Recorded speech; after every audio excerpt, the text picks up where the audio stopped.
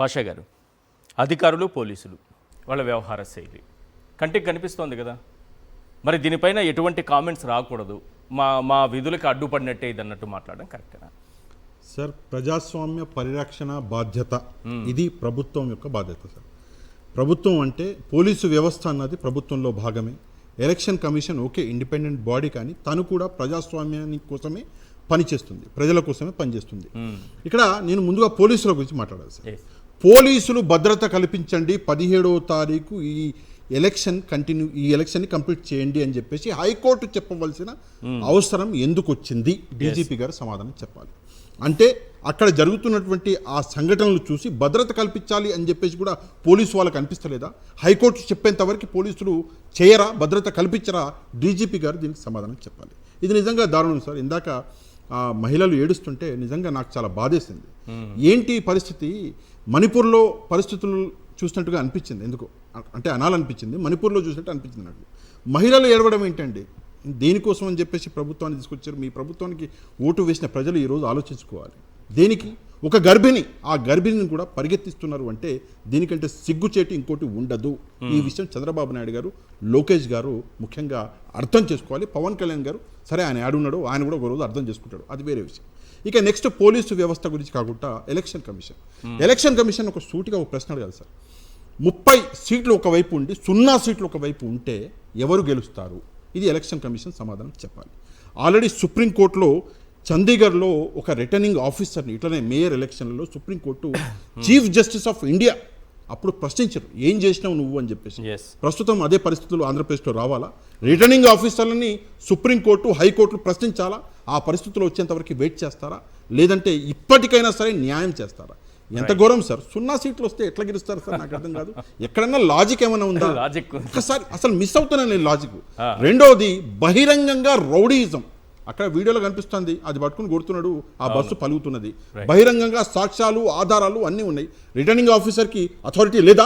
ఎందుకు ఒకసారి చెప్పండి. తిరుపతిలో ఎన్నిక జరిగేటటువంటి వెన్యూ దగ్గరికి వెళ్ళిపోయింది, ఆల్మోస్ట్ బస్సు వెళ్ళిపోయింది, పోలీసులు ఉన్నారు, వాళ్ళ ఎదురుగానే ఆ శంకర్ యాదవ్ నేతలు కొడుతున్నాడు. రిటర్నింగ్ ఆఫీసర్కి ఉన్నటువంటి అథారిటీస్ ఏవైతే ఉన్నాయో ఎలక్షన్ మొత్తాన్ని క్యాన్సిల్ చేసి అప్పటికప్పుడు డిక్లేర్ చేసే పోలీసులు మేమేం చేసాము, మమ్మల్ని ఎందుకు టార్గెట్ అంటే మీ కంటి ముందే కదా అక్కడ కొడుతున్నాడు శంకర్ యాదవ్. ఇంకో విషయం సార్, ఇంకో విషయము, ఇది ఈ ఎలక్షన్ తుని గురించి మాట్లాడదాం. 4వసారి కదా అయింది. 3వ తారీఖు ఇది ఎందుకని క్యాన్సిల్ అయింది అంటే ఎవరో తెలియని వ్యక్తులు చొచ్చుకొచ్చిపోయారంట లోపలికి. ఎట్లా వస్తారు? పోలీసులు ఏం చేస్తున్నారు, రిటర్నింగ్ అధికారి ఏం చేస్తున్నాడు? మెయిన్ క్వశ్చన్ అది కదా. వస్తే నువ్వు రాణిస్తావా లోపలికి? ఇప్పుడు దాని తర్వాత 4వ తారీఖు అయింది, అది క్యాన్సిల్ అయింది. సేమ్ సిచ్యువేషన్ కదా. తెలియని వ్యక్తులు అక్కడ ఉన్నారు, పాపం వీళ్ళు వెళ్ళలేకపోయారు. ఇప్పుడు మనం చూసుకుంటే 17వ తారీఖు నిన్న సార్, ఈ రోజు సార్ సేమ్ అదే సిచ్యువేషన్. అక్కడికి 50 అడుగుల దూరంలో మొత్తం అందరూ అక్కడ ఉంటే కార్పొరేటర్లు అక్కడి నుంచి ఇక్కడి దాకా రాలేకపోతున్నారు అంటే దానికంటే దారుణం ఏంటి? ఇంకో విషయం సార్, 30 మంది ఉన్నారు, ఒకళ్ళు చనిపోయారు సరే వేరే విషయం, ఒకళ్ళు రిజైన్ చేశారు, 28 మంది మొత్తం వైసీపీ వాళ్ళే. మీరు రిటర్నింగ్ అధికారి అయినప్పుడు అక్కడికి ఒకవేళ వాళ్ళు రాలేకపోతే మీరు ఏదైనా యాక్షన్ తీసుకోవచ్చా? మీరు అక్కడి నుంచి బయలుదేరి వెళ్ళే ప్రొవిజన్స్ ఉన్నాయా కాన్స్టిట్యూషన్లో? ఎప్పుడైనా ఆలోచించారా? రిటర్నింగ్ అధికారులు అక్కడికి ఖచ్చితంగా రావాలా? ఈ ఒక్కసారి ఇక్కడ రిటర్నింగ్ అధికారులు తప్పకుండా ఆలోచించారు. ఇది చాలా ఇంపార్టెంట్ సార్, చాలా ఇంపార్టెంట్. లేకపోతే వీళ్ళ ప్రాణాలకు భద్రత లేదు సార్. రేపు పొద్దున్న వీళ్ళ ప్రాణాల మీదకి వస్తుంది. ఇప్పుడు వాళ్ళు ఏడుస్తుంటే నిజంగా కళ్ళల్లో నీళ్ళు వచ్చినాయి. వీళ్ళ ప్రాణాలకే ఈరోజు ముప్పుంది. చంద్రబాబు నాయుడు గారు ఇప్పుడైనా సరే అట్లీస్ట్ వీళ్ళ గురించి ఆలోచించాలి. చేసిన తప్పులు ఒకవేళ చంద్రబాబు నాయుడు గారు సరిచేసుకోకపోతే రేపు పొద్దున sir Tadipatri last time Tadipatri వదిలిపెట్టిన జగన్మోహన్ రెడ్డి గారు నెక్స్ట్ టైం అది కూడా వదిలిపెట్టారు. రైట్, ఇది క్లియర్ గా చెప్పింది. నేర్చుకోవాలి సార్, వాళ్ళు నేర్చుకోవాలి. చెప్పండి. ఇదే సార్, నేను ఎమ్మెల్యే గారికి కూడా అదే చెప్తున్నాను. లాస్ట్ టైం తాడిపత్రి వదిలిపెట్టారు. అక్రమ మార్గాలు అలాంటి జగన్మోహన్ రెడ్డి గారు చెప్తే ఖచ్చితంగా చేస్తారు. రైట్, ఈ రోజు జగన్మోహన్ రెడ్డి గారితో చెప్పించే విధంగా తెలుగుదేశం పార్టీ చర్యలు ఉన్నాయి కాబట్టి చెప్పారు, ఖచ్చితంగా చేస్తారు. రెండవది, పోలీస్ వారు ఎందుకు అంత బాధపడుతున్నారు? ఎందుకు ఒక 0 సీటు లేని చోట గెలుస్తున్నారనే ఆలోచన ఎందుకు చేయలేకపోతున్నారు? ఎందుకు ఈ మహిళల మీద ఈ విధంగా ఆ మహిళల్ని కానీ ఒకసారి గమనించినట్లయితే వాళ్ళు ఎంత భయంగా వాళ్ళు వెళ్తున్నారు చూడండి.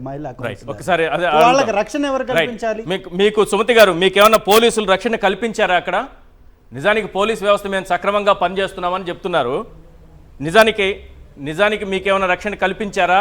మిమ్మల్ని భద్రంగా ఎక్కడైతే ఎన్నిక జరుగుతోందో ఆ ప్రాంతానికి తీసుకెళ్లారా? హలో, మమ్మల్ని అయితే ఆ చివరి వరకు తీసుకెళ్లారు, అంతేనండి. తీసుకెళ్లారు. మేము ఇంక వెళ్దామని ముందు స్టెప్ వేస్తున్నాము. ఎవరైతే మేము అవుటర్స్ ఉన్నారో వాళ్ళు అక్కడ మాకు కనిపించారు. ఒకేసారిగా ఏకాంగుడిగా వచ్చేస్తున్నారు మీదకే. మేము ఇంకా వెనక్కి అక్కడ స్టాప్ అయిపోయాం.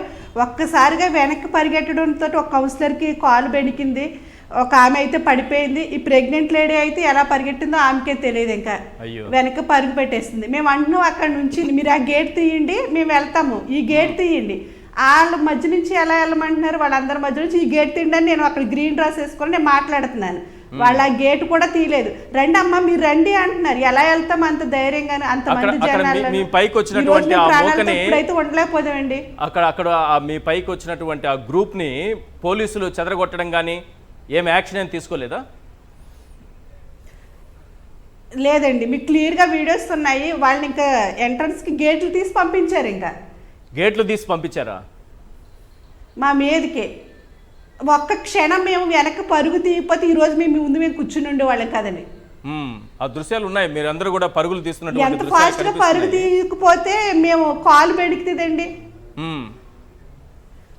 కాదండి, బయట నుంచి వచ్చిన మోకా లేకపోతే ఈ ఎలక్షన్కి సంబంధం లేని గ్రూప్ రావడం ఇవంతా ఓకే, కానీ ఎన్నికలు సక్రమంగా నిర్వహించాలంటే పోలీసు వ్యవస్థ సక్రమంగా పనిచేయాలి.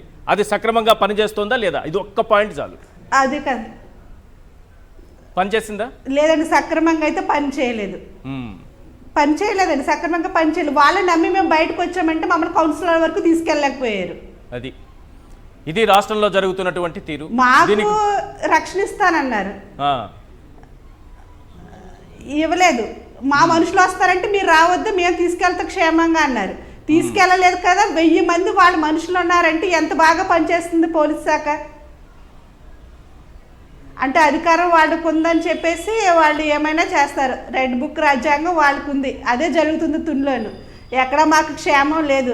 రివర్స్లో మళ్ళీ మా మీద కేసులు పెట్టి, మా నాయకులు కేసులో పెట్టి మమ్మల్ని ఏమో హౌస్ అరెస్టులు చేశారు, మిమ్మల్ని ఇబ్బంది పెట్టారని చెప్పేసి ఏమోనగానేమో చైర్మన్ సుధారాణి గారిని, రాజా గారి మీద కేసులు పెట్టడం, మా భర్త ఎవరైతే ఉన్నారో కౌన్సిలర్ హస్బెండ్స్ ఉన్నారో వాళ్ళ మీద కేసులు పెట్టడం. ఇదంతా ఏంటంటే మళ్ళీ రివర్స్ కేసు. ఎందుకంటే ఆ గోండాలు దాడి చేసినప్పుడు మీరు వాళ్ళకి చిక్కలేదు, మీరు తప్పించుకుని పోయారు, వాళ్ళు చెప్పినట్టు వినలేదు కాబట్టి రివర్స్ కేసు పెడతారు. ఇప్పుడు పోలీసు వ్యవస్థ మొత్తం కూడా సుమతి గారు మాట్లాడింది వింటే వ్యవస్థ ఏ రకంగా పనిచేస్తుందనేది అర్థమవుతుంది. ఇది ప్రతి ఒక్కరి గురించి కాదు, మళ్ళీ చెప్తున్నాం. ఎవరైతే అక్రమంగా, అన్యాయంగా, ఉద్దేశపూర్వకంగా రెడ్ బుక్ రాజ్యాంగాన్ని అమలు చేయాలనే ఉద్దేశంతో పనిచేస్తున్నారో అటువంటి పోలీసు వ్యవస్థ గురించి ప్రజలందరూ కూడా గుర్తుపెట్టుకోవాల్సిన అవసరం ఉంది.